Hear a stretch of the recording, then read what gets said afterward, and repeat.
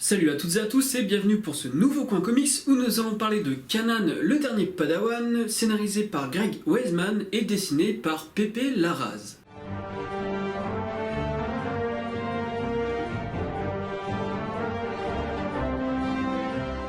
Alors pour ceux qui ne regardent pas Star Wars Rebels, qui est Kanan? Kanan Jarrus était le Padawan de Depa Billaba durant la guerre des clones. Guerre des clones qui, comme tout le monde le sait, entraînera l'ordre 66, dont le but sera d'exterminer tous les Jedi, dont le maître de Kanan alors que lui réussira à s'enfuir. Le tout pour devenir par la suite l'un des leaders du réseau rebelle. Voilà, je ne vais pas vous en dire plus, pour le reste, vous vous démerdez, vous regardez Star Wars Rebels, pendant que moi je passe au scénario de ce comics. Greg Weisman est un scénariste qui a travaillé principalement sur des séries animées, et c'est notamment lui qui a proposé Gargoyles.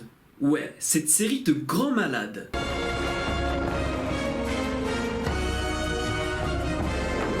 Non, non, non, non, non, non, non, non.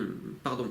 Bon, avec lui ça devait être une série comique, et heureusement on y a échappé. Et il a travaillé aussi sur The Spectacular Spider-Man, Young Justice, ou encore des épisodes de la série Men in Black. Alors il raconte quoi ce comics? Déjà, sachez qu'il n'est pas nécessaire de regarder Star Wars Rebels pour lire ça. Ici vous retrouvez Kanan au moment de l'ordre 66, et l'on va vous montrer comment le jeune Padawan arrive à survivre sous l'Empire. Et pour ceux qui regardent la série, ça aide aussi à comprendre sa relation un petit peu tendue avec un personnage de la saison 2. En bref, c'est une manière de nous montrer les coulisses de la grande histoire de la chute de l'ordre Jedi.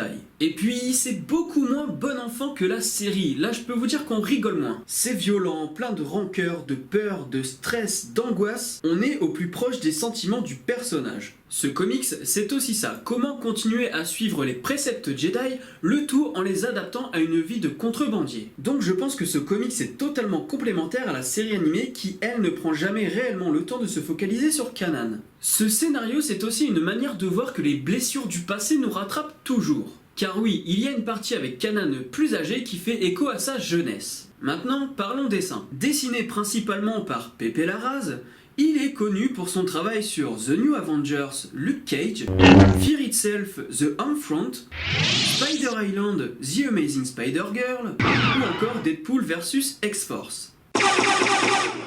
Et je trouve qu'il a fait un travail assez intéressant sur ce comics. D'un côté, on a un passé sombre dans les ténèbres que l'on voit à travers des visages dans la pénombre, ou très marqué, traduisant aussi la détresse du personnage. Et ça se ressent notamment par les couleurs de David Curiel. Et on a aussi un côté plus cartoonesque qui se voit surtout dans la partie avec l'équipe rebelle de Kanan, même si on le ressent un peu aussi dans les flashbacks. Personnellement, j'ai lu ce comics en une seule fois, je l'ai dévoré et j'en redemande. Si vous aimez Star Wars Rebels et que vous voulez en apprendre plus sur Kanan, si vous n'aimez pas Star Wars Rebels car c'est un peu trop grand public pour vous, si vous voulez en savoir plus sur ce qu'est la vie d'un Padawan après l'ordre 66, ce comics est fait pour vous.